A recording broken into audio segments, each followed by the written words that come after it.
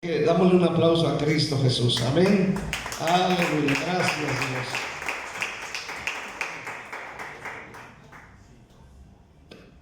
Amén. Dios bendiga en esta noche.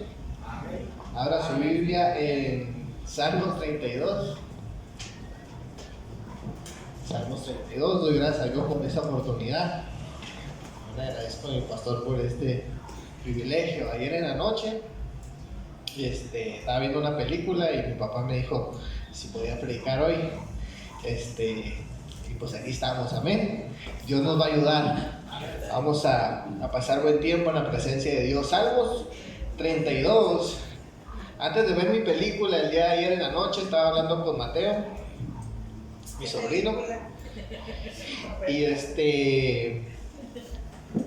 Y Mateo estaba hablando de varias cosas, ¿no? Me estaba contando chistes, me estaba contando adivinanzas. Y al final terminamos hablando de música, ¿verdad? De canciones, un grupo que le gusta mucho.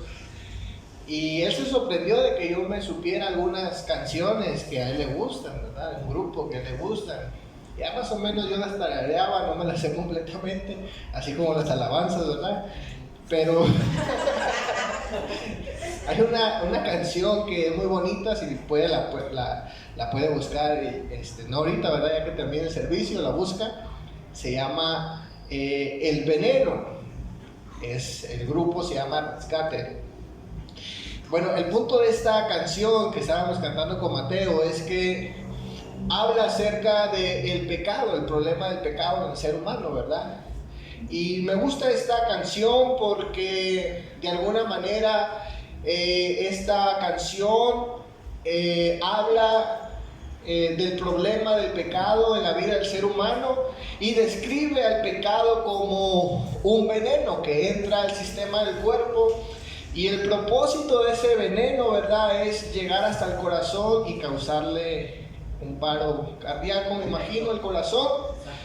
Y en la canción el cantante describe cómo este veneno va sin freno, ¿verdad? Va directamente hacia el corazón cuando entra al sistema, imagino, en el cuerpo, ¿verdad? Ya sea que se lo toma, ya sea que le pica una víbora o un alacrán. El fin es que llega al corazón, y decía esta canción, pero necesitamos de un antídoto, y ese antídoto es el perdón de Dios. Aleluya. Quien detiene ese veneno. Pero también me llama mucho la atención lo que dice el coro de la canción, y es que constantemente necesitamos del antídoto. Amén. Ya no solamente una vez, sino aleluya, cada vez que entra el pecado necesitamos el antídoto, que es el perdón de Dios. En esta noche, mis hermanos, no debemos ignorar, ¿verdad?, el peligro del pecado en nuestras vidas y la necesidad del perdón de Dios para nosotros. ¿Cuánto dicen amén? Amén. Vamos a leer nuestro texto principal. Le he titulado a este sermón La dicha del perdón. Salmos 32, versículo 1 al 5. ¿Cuánto lo tienen? Amén. Yo lo voy a leer en la Nueva Versión Internacional 2022. Usted lo puede corroborar o buscar en esta misma traducción o leer la suya. Dice la Escritura: dichoso aquel a quien se le perdonan sus transgresiones, cuyos pecados son cubiertos. Dichoso aquel cuyo pecado el Señor no le toma en cuenta y en cuyo espíritu no hay engaño. Mientras guardé silencio, mis huesos se fueron consumiendo por mi gemir en todo el día. Mi fuerza se fue debilitando como al calor del verano, porque día y noche tu mano pesaba sobre mí. Versículo 5, pero confesé mi pecado y no te oculté mi maldad. Me dije, voy a confesar mis transgresiones al Señor, y tú perdonaste la culpa de mi pecado. Vamos a orar. Amén. Padre Celestial, te damos gracias en este día, Señor mi Dios, que nos permite acceder, Señor mi Dios, a ese perdón, Señor mi Dios, que tú otorgas por gracia, por promesa, Señor mi Dios. Yo te pido en este día podamos abrazar esta gran verdad, Señor mi Dios, que necesitamos todos los días en nuestra vida, Señor. Necesitamos tu antídoto, necesitamos, Señor, Dios, que nos ayuda a ser felices, Dios, en el nombre de Cristo Jesús. Sí, Padre. Amén. La dicha del perdón. Y vamos a ver en primer lugar la desdicha del pecado. En nuestro texto principal, Salmo 32, es escrito, ¿verdad? Algunos consideran por David, es lo más probable que sí. Algunas versiones de la Biblia lo señalan de esa forma también, ¿verdad? En el encabezado dice el Salmo de David. El salmista, mis hermanos, aquí hace una gran afirmación, y es que la persona que ha sido perdonada por Dios es una persona bienaventurada, bendecida o dichosa. Esa es la afirmación que hace nuestro texto. Pero también nos dice, mis hermanos, que la persona que se mantiene viviendo en integridad es una persona bendecida, ¿verdad? Aquella que ha pecado, pero que ha tenido el perdón de Dios, dice, es una persona bendecida. Ahora, esta afirmación es importante porque esto nos hace ver el contraste, ¿verdad?, que hay entre tener el perdón de Dios y en el no tener el perdón de Dios.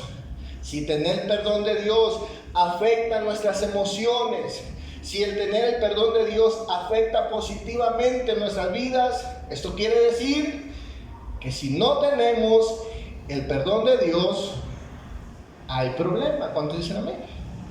Es decir, no hay bendición, no hay esa dicha, no hay esa felicidad.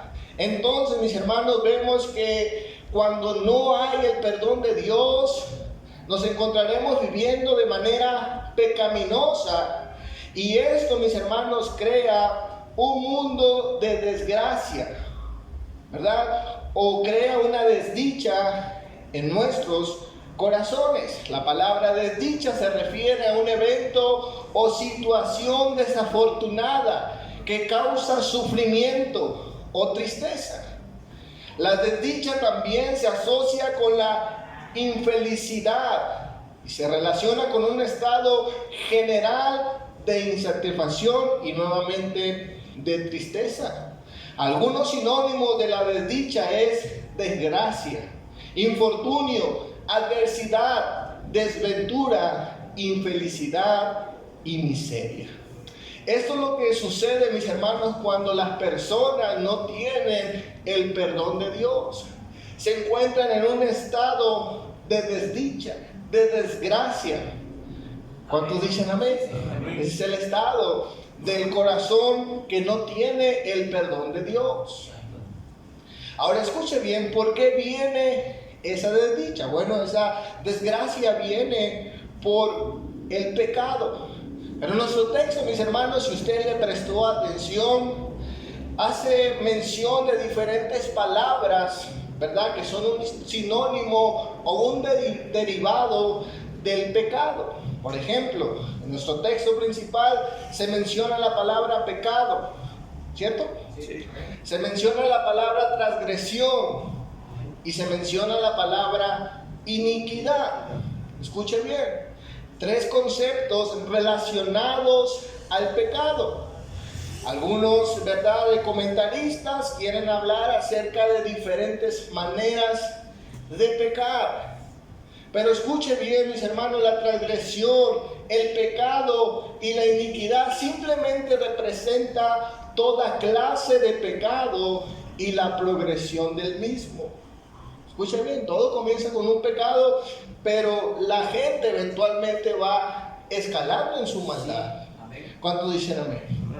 Entonces podemos hablar de una progresión del pecado. El pecado no solamente se queda en una sola decisión, sino que si no hay una, como dice la canción, ¿verdad?, si no hay un antídoto a ese veneno, va caminando hasta llegar a la destrucción del ser humano. Amén.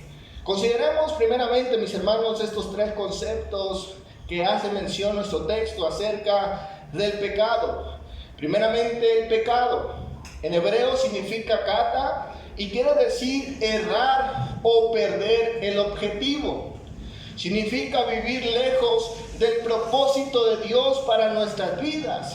aunque no se trate de un pecado intencional, sino de una falta de perfección. Esto quiere decir que todos los seres humanos pecamos. ¿Cuántos dicen amén? ¿Verdad? A veces no de manera intencional, pero sí vivimos vidas desenfocadas del propósito de Dios. A veces lo ignoramos, ¿verdad? Simplemente no lo conocemos, no queremos buscar más de nuestro Dios. Y esto hace, mis hermanos, que vivamos vidas fuera del propósito de Dios, aunque no hagamos grandes, ¿verdad? Decisiones de maldad. Usted haciendo nada puede estar en contra de la voluntad de Dios. No matando a nadie, ¿verdad? Estando ahí en su casa. Esto es, mis hermanos, muchas veces cometer pecado. La segunda palabra que encontramos en nuestro texto, amén, es la palabra transgresión. Esa palabra hebrea es pesha o peshak, amén, y tiene que ver con la violación de la confianza. También quiere decir que es una persona que va más allá de los límites establecidos por Dios y se rebela en contra de su voluntad. Algunas traducciones lo ponen como rebelión y es una buena traducción, traducirlo de esta forma. Porque la transgresión, mis hermanos, tiene, ¿verdad?, la idea de desobediencia, pero de esa desobediencia voluntaria. ¿Verdad? ¿Alguna vez usted le ha dicho algo que tiene que hacer y usted conscientemente decide desobedecer? Sí, correcto. Eso es rebelión. Eso es transgredir, ¿verdad? Mayormente esa palabra se utilizaba cuando dos personas tenían un acuerdo en común, ¿verdad? Y tenían un propósito en común. Y si alguien quebrantaba esa confianza, ese acuerdo, amén, se le llamaba a esas personas transgresión. Y en este contexto, mis hermanos, en el antiguo pacto se usaba mucho esta palabra, porque los israelitas vivían bajo las condiciones de un pacto. ¿Verdad? Ellos tenían una forma de vivir establecido por Dios. Dios dictaba la manera de vivir, no ellos. ¿Cuántos dicen amén? Amén. Entonces esto quiere decir la transgresión. Hay gente que voluntariamente quiere vivir la vida a su manera. ¿Ha escuchado usted alguna vez escuchar decir a algunos pastores o algunos hermanos decir, aquel es cristiano pero a su manera? ¿Cuántos han escuchado eso? Es común que a veces nuestro pastor le diga, aquel es cristiano pero a su forma, a su estilo, ¿verdad? A mí me gusta decir cristianos a la toctris, ¿verdad? Ustedes saben que es un toctris, ¿verdad? O a la toctris este dicho, es decir, a su forma, a su estilo, ¿verdad? O a como caiga. Bueno, la transgresión, mis hermanos, tiene que ver con esto. La tercera cosa que menciona nuestro texto es la iniquidad. Y esa palabra en hebreo es abón, como el que compraban las hermanas, ¿verdad?, cuando estaba la revista.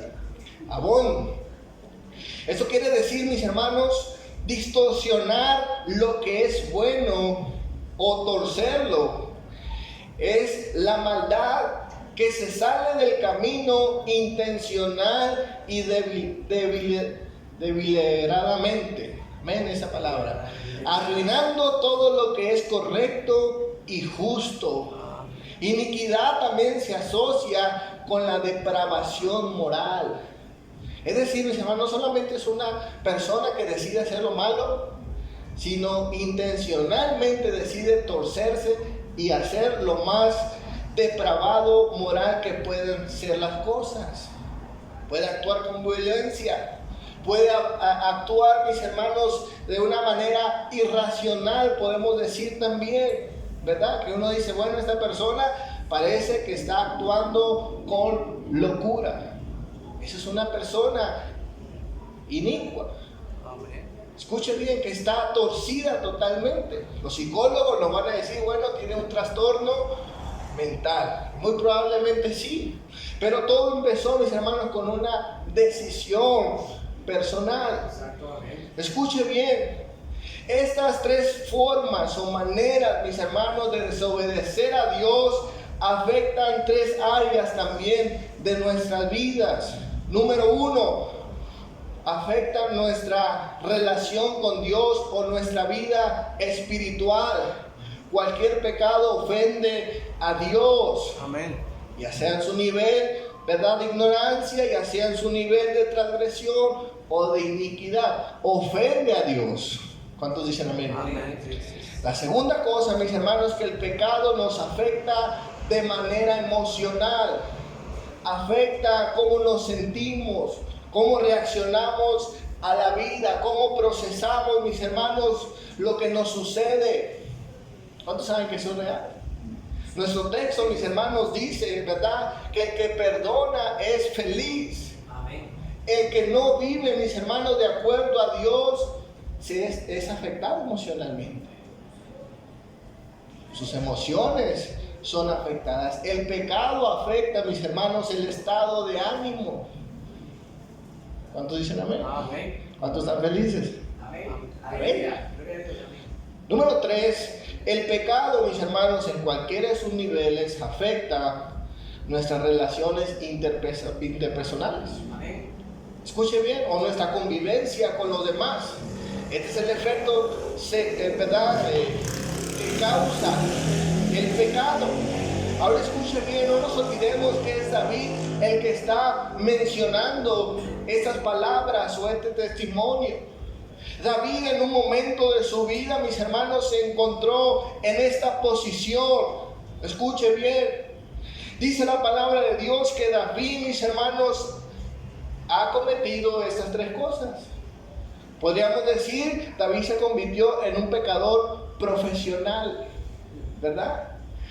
¿Ha usted escuchado alguna vez algún cantante que dicen, bueno, este cantante es un cantante versátil, ¿verdad? Porque te canta bachata, reggaetón, banda y todo lo hace bien, ¿verdad? Es versátil en su canto. Bueno, David, mis hermanos, en el pecado era versátil, ¿verdad? Corría todas las bases. O si lo quieren en términos futbolísticos, era un jugador completo, ¿verdad? Sabía cabecear, sabía meter chilenas, sabía de todo. Escuchen bien, en cuanto al pecado, David, mis hermanos, se convirtió en un perfecto o en un pecador profesional. Aleluya.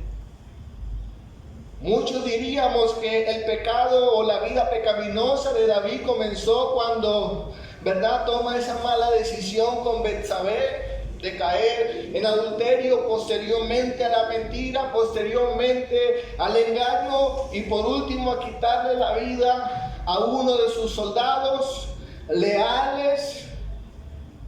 Pero escuche bien, el pecado en David no comenzó el día que adulteró, sino cuando dejó de perseguir el plan de Dios para su vida, que era pelear. Aleluya. Amén. No comenzó con una gran transgresión, comenzó con un pecado. ¿Cuántos dicen amén? Aleluya. Escuchen bien, no podemos asombrarnos de aquellos pecados que ante los ojos pueden ser escandalosos. Todo comienza con una pequeña pero mala decisión. ¿Cuántos dicen amén? Correctamente. Dios, mis hermanos, sabe que podemos convertirnos en perfectos y hábiles pecadores. David, el todoterreno, el versátil pecador, él conoce estas tres fases del pecado y está en esta condición, y él describe lo que está pasando en su vida. No hay armonía ni emocional ni espiritual, mucho menos comunitaria. ¿Saben quién es él? ¿Cuántos dicen amén? Quiero hablar en segundo lugar, el temor a la confesión. El versículo 3 de nuestro texto dice, mientras guardé silencio, y posteriormente hace una descripción de lo que él estaba pasando. Pero consideremos por unos momentos estas palabras. mientras guardé silencio. Escuche bien, David, mis hermanos, había creado una herida, podemos decir espiritual o como usted quiera, en su vida. Había hecho una herida por el pecado, por sus decisiones. Y esta herida, mis hermanos, al no hacerla pública, al no confesarla delante de Dios, lo que hizo fue cubrirla, que nadie supiera. Pero esta herida, mis hermanos, seguía sin sanar. Esta herida seguía haciendo un daño en su vida. Escuche bien, mis hermanos, esto es algo muy común que nos sucede a todos, ¿verdad? Cuando cometemos errores en cualquiera de sus niveles, ante Dios, ante los demás, ante nosotros mismos. Una de las costumbres habituales, nos mencionaba en la mañana nuestro pastor, mis hermanos, es, ¿verdad? A hacer, como decía, las hojas de higuera. ¿Verdad? Tendemos, mis hermanos, a ocultar, a guardar silencio, a minimizar muchas veces lo que hemos hecho, ¿verdad? A ignorarlo. Tal vez si lo ignoramos, pues nadie se da cuenta. Pero lo que ignoramos también, mis hermanos, es que esa herida, si no es perdonada, es una herida, metafóricamente, que sigue abierta, ¿verdad? Y eventualmente tendrá un cambio, ¿verdad? Tendrá un resultado negativo en nuestras vidas. Ya examinamos que el pecado, mis hermanos, afecta nuestras emociones, afecta nuestras relaciones, afecta nuestra vida espiritual, pero el pecado, mis hermanos, que no es perdonado, va a seguir causando daño. Y lo vemos en nuestro propio texto. La palabra de Dios nos dice en el versículo 3, dice: mientras guardé silencio, mis huesos se fueron consumiendo por mi gemir todo el día. Versículo 4, mi fuerza se fue debilitando como el calor de verano, porque día y noche tu mano pesaba sobre mí. Aquí vemos dos cosas, mis hermanos, que suceden cuando decidimos, ¿verdad?, guardar silencio. Cuando decidimos, mis hermanos, no confesar nuestro pecado, sino ocultarlo. Lo que está describiendo David en esta parte de la escritura, mis hermanos, es que no solamente se fue afectado emocionalmente, espiritualmente y con sus relaciones, sino que también dice la palabra de Dios, el pecado causó enfermedad en su cuerpo. No todas las enfermedades se derivan precisamente de esto, pero sí hay una relación en algunas enfermedades. O también, mis hermanos, hay, ¿verdad?, alguna relación en la sanidad de algunas enfermedades. Hay enfermedades que se curan, mis hermanos, milagrosamente el día que la persona decide confesar su pecado o perdonar un pecado que le han cometido a ellos. Yo lo he vivido y a lo mejor usted también lo ha experimentado. Amén. No queremos decir que la persona se enferma porque vive en pecado, pero sí hay una relación en algunos casos. Amén. Algunas enfermedades. Amén. Puede consultar este libro que se llama Emociones que Matan, y ese doctor especialista en este tema, ¿verdad?, profundiza en algunas enfermedades que tienen relación espiritual, ¿verdad? No queremos ser dogmáticos o decir todos se enferman por esto, pero hay relación. ¿Cuántos dicen amén? Amén. El comentarista o pastor Charles Swindoll dijo: guardar silencio acerca de nuestro pecado nunca hace que el pecado se vaya de nuestras vidas. Cuando hay silencio sobre el pecado, tampoco produce alivio.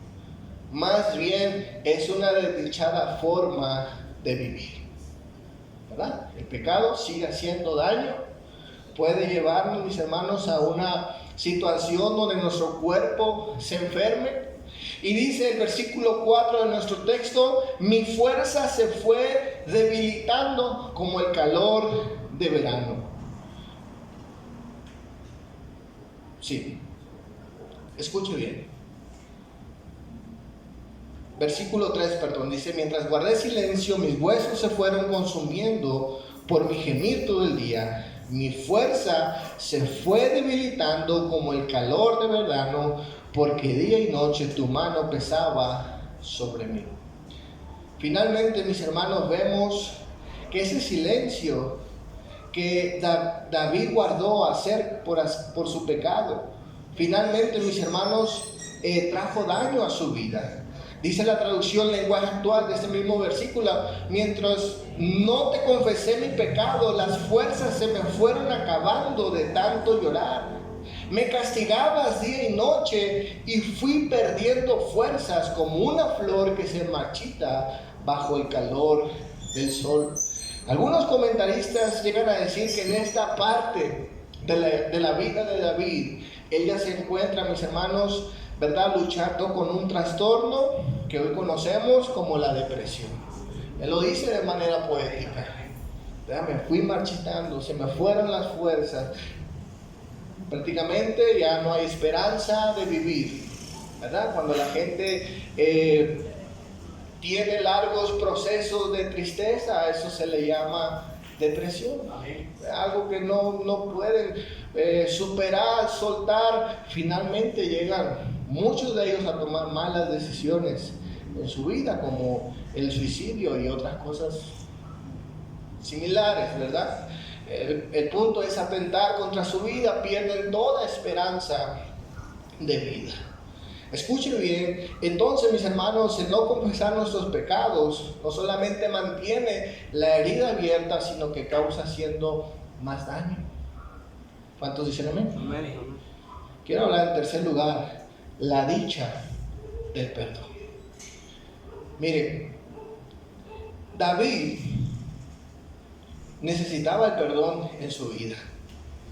Y nosotros podemos juzgar a David y decir: bueno, David, qué deshonesto, ¿verdad? Qué miedoso, no querías decir tus pecados, ¿verdad? Podemos decir muchas cosas. Pero nuevamente, mis hermanos, veamos esta historia a la luz del pacto en que ellos vivían. Escuche bien. David, todo lo que cometió, homicidio, adulterio, mentira, todo lo que él hizo, la paga de ese pecado no era una muerte espiritual. ¿Amén? No era una muerte espiritual, era una muerte literal. Entonces, cuando él no confiesa su pecado, es porque el temor estaba detrás de ellos. Si él confesaba su pecado, era admitir que merecía morir. Escuche bien. No había como que una segunda oportunidad. No es que bajo las leyes en ese tiempo, mis hermanos, no era como que le daban un chance por ser el rey. Él había pecado, ¿verdad? Y recuerde que este pacto es comunitario, es entre toda la nación. Entonces, si hay pecado en el pueblo, todos se ven afectados. Entonces, por eso necesitan cortar el pecado. Y David, mis hermanos, más que nadie merecía morir. Escuchen bien. Pero, aunque esto estaba en la ley establecido, fíjense lo tremendo que es muchas veces el temor, que nos olvidamos de las promesas de Dios. Amén. Así como esto era algo establecido, también el perdón era una promesa. Amén. Escuche bien. Dice la palabra de Dios en Éxodo 34, versículo 6. El Señor pasó por delante de Moisés proclamando: Dios, el Señor, el Dios de compasión y misericordia. Soy lento para enojarme y estoy lleno de amor inagotable y fidelidad. Yo derramo amor inagotable hasta 1000 generaciones y perdono la iniquidad, la transgresión y el pecado. Glorioso Dios. El perdón de Dios para David no era un premio, era una promesa para el pecador. Amén. A veces el miedo, el juicio de la gente nos hace olvidar las promesas de Dios. Amén. ¿Cuántos saben eso? Aleluya. Amén. lo primero que se le vino a David fue: me van a dar. Y mejor me hago el loco, mejor guardo silencio, mejor me oculto. Pero escuche bien, la promesa de perdón fue dado en tiempos de la ley. Escuche bien. En el Nuevo Testamento, el apóstol Pablo, debatiendo con los judaizantes, en Romanos 4, versículo 6, algunos dicen: bueno, Pablo, los que creen en Cristo deben circuncidarse también, ¿verdad? Y comienza este debate que la salvación es por la circuncisión también. Y Pablo hace mención de lo acontecido, escuche bien, a David. Dice Romanos 4, versículo 6 al 10. David dice lo mismo cuando habla de la dicha de aquel que en Dios le atribuye justicia sin la mediación de las obras. Dichosos aquellos a quienes se les perdonan sus transgresiones, cuyos pecados son cubiertos. Dichoso aquel cuyo pecado el Señor no tomará en cuenta. ¿Acaso se ha reservado dicha solo para los que están circuncidados? ¿Acaso no es también para los no judíos? Hemos dicho que a Abraham se le tomó en cuenta su fe como justicia. ¿Bajo qué circunstancias sucedió esto? ¿Fue antes o después de ser circuncidado? Antes y no después, dijo Pablo. Escuche bien lo que está diciendo Pablo aquí, mis hermanos, es que el perdón está para los gentiles y pone de ejemplo, ¿verdad?, a David. El perdón, David, dice la Escritura, no lo obtuvo, mis hermanos, por obras, por un sacrificio, lo obtuvo por promesa de Dios. Amén, aleluya. Pero escuche bien, nuestro texto dice algo interesante, versículo 5: pero te confesé mi pecado y no te oculté mi maldad. Me dije: voy a confesar mis transgresiones al Señor, y tú perdonaste la culpa de mi pecado. David, mis hermanos, sabe lo que significa Proverbios 28, versículo 13: quien esconde su pecado jamás puede prosperar.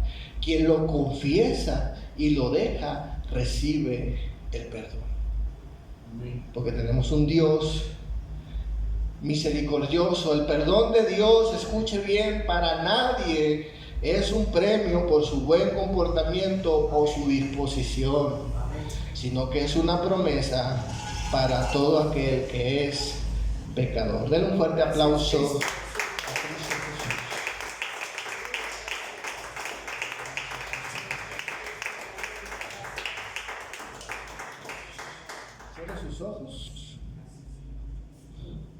Cierre sus ojos en esa noche.